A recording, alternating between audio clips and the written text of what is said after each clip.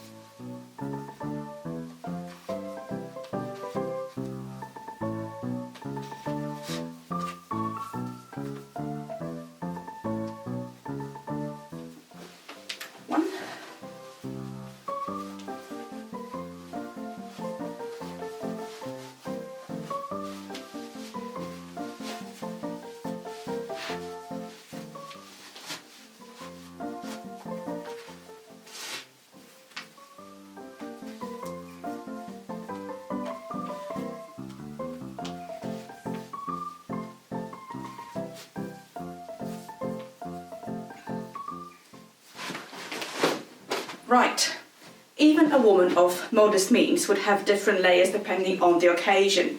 So for every day, you would just have a simple petticoat like this one, or you could have a more elaborate petticoat, or actually use corded petticoat to give a little bit more shape to the dress. For every day, I would say corded petticoats were not really that much of a use, because if you live in a tiny space, you don't have a lot of space to actually move around with a huge skirt. So all you need is just a couple of normal petticoats to be serviceable. For going out, definitely you would put a posher petticoat that gives you more shape. Obviously, you would need your corset. Okay, this one is, you've seen this one before. It's an early, 70s style corset, 70s, 50s style corset, made from atelier silk pattern. It's corded with basket, relatively new in that time, and it has straps, which to be honest are a bit of a pain in the arse. So I tend not to use them. I just tend to just hide them inside and put them on. There's very limited boning in this corset, just cording really and a couple of bones at the back.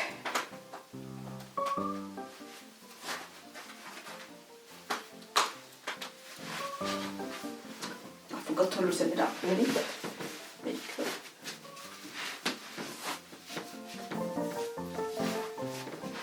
So there's cotton cording, paper cording was also used, and paper was used in stays in 18th century too. But this one will give me enough support to work, and anyone who had to stand all day cooking understands or ironing, understands the lower back pain. Here your lower back is well supported, your bust is supported, but you have all the flexibility you need, no boning. And since it's an everyday day for us, let's put just a standard petticoat.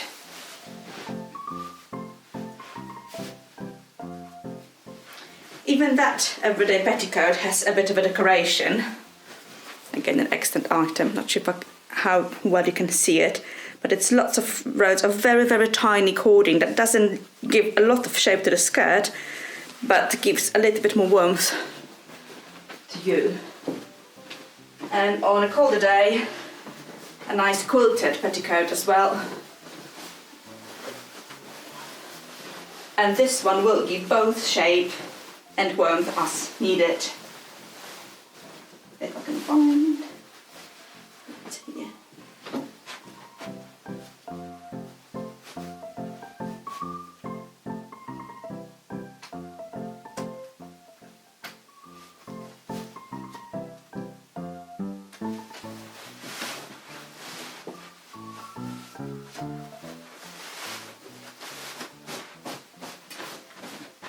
It's actually quite cute, to be honest.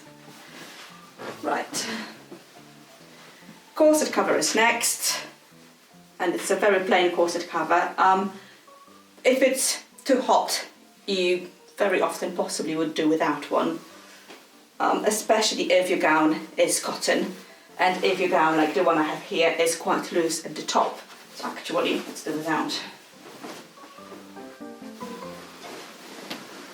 Now this is a very loosely fitted gown, all in one piece, in printed cotton. Printed cottons were very, very fashionable, but also not too expensive. So a win. And this one has a bodice that is gathered in front at the back, and it sports a dog-leg closure, which means it buttons up in front, but the skirt extends over the closure and hook to the waistband. You will see it better when I have it on. And the skirt is all cartridge pleated. Let me have a look at it. Okay. That's all cartridge pleated to the waistband. I love cartridge pleating and it looks so neat and cool. Love it. I'm a nerd. The bodice is lined with plain cotton calico. It's not boned and the skirts are not lined at all. The gathering of the bodice has several functions. It was fashionable. Look.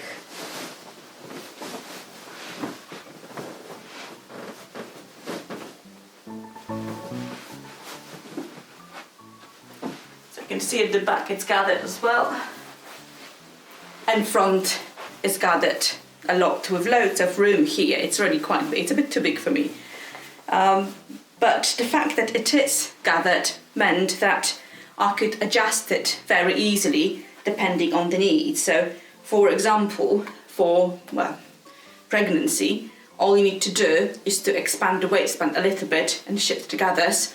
And there you go, you've got a little bit more space there for the new life. Especially since you really couldn't afford any specialty maternity clothes, which They didn't really exist at that time, you just make do with what you had. The buttons are quite plain.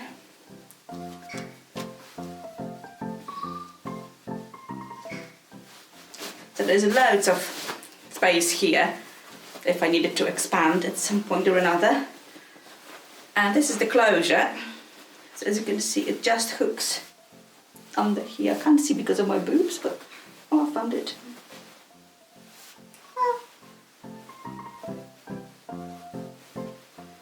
It just hooks at the side. So although the bodice closure is straight in front, the skirt closes here. It also gives you a nice access to pockets underneath. All pockets can be hidden in the folds of the dress. The sleeves are fashionably wide at that time, which seems counterproductive for a working gown, but it was very easy just to fold them back for washing up or for working with the poultry or doing whatever a housewife would be doing. So that will be keeping them out of the way. Right. Accessories.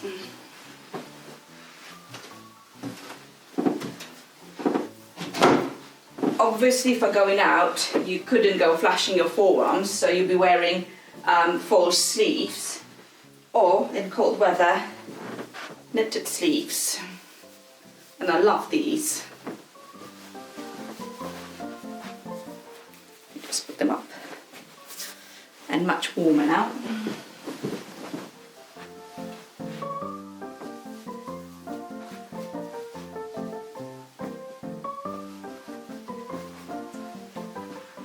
For work in the garden or for work in the sun, you would have a sun hat. That's an original item, made with lots of cording and very nice cotton. It's very light. It has a big bavolet to protect your nape from the sun. It's a bit small, but let's see. A bit small. Still, it works quite well as a protection for the back, not so much for the front. It will need a little bit, not a bit, but you can see the idea is there. Very light, lovely cotton. You could wear a sortie cap or just a hairnet for going out. At home obviously you don't really need to, but I have a beautiful one made by Sally Pointer. That's a crochet one, I think, with 2 tassels in regulation. So that would be quite a fashionable covering. And obviously you can wear a straw bonnet. Let me see this one. Where's my tassels?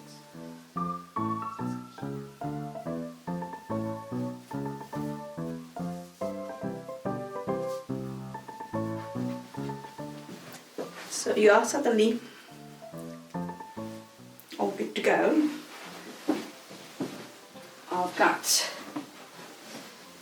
additional handkerchief if I need to, and again for warmer layers you've got a Sontag. The Sontags are beautifully knitted, usually finished with a crochet border garments that are very versatile to wear and very comfy. What do I have here? You just cross them over your boobs, and the button at the back, or tie at the back. I think I forgot the button on this one.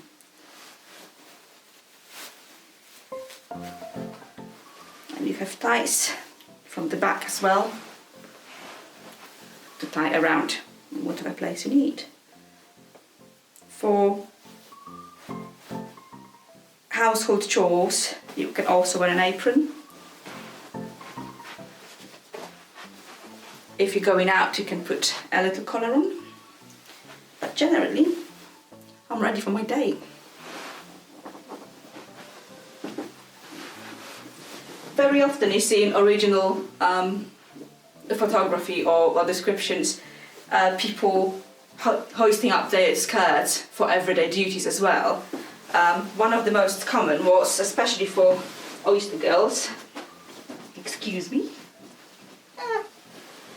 it's basically grabbing the skirts and threading through the waistband here, which sort of gives you a bit of a pantaloon or harem style trousers, but you can walk without any problems and without dirtying your skirt.